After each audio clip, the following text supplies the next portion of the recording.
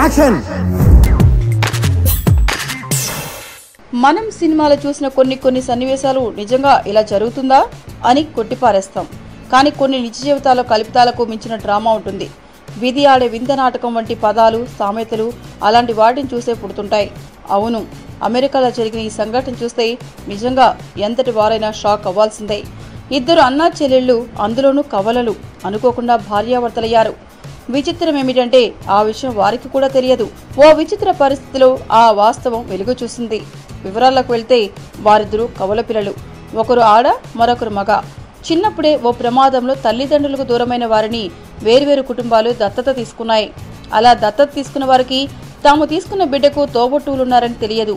ఇద్దరూ వేరువేరు చోట్ల పెరిగి పెద్దవారయ్యారు. అనుకోకుండా ఇద్దరు ఒకే కాలేజీలో చేరారు. వారి మధ్య పరిచయం పెరిగింది. అది మొదట స్నేహంగా, తర్వాత ప్రేమగా మారింది. ఇద్దరు ఒకే రూపంలోన్న వారి పుట్టినరోజులు ఒకటే అని తెలిసినా వాళ్లు అంతగా పట్టించుకోలేదు. ఆ తర్వాత పెళ్లి కూడా చేసుకున్నారు. పిల్లలు పుట్టే విషయంలో ఆలస్యం కావడంతో వారు వైద్య పరీక్షలకు వెళ్లిన సమయంలో వైద్యులు ఇద్దరికి DNA పరీక్షలు నిర్వహించారు. అప్పుడు బయటపడింది అసలు విషయం. ఆ భార్యాభర్తలిద్దరూ కవల పిల్లలని, తోబుట్టువులని వైద్యులు నిర్ధారించారు.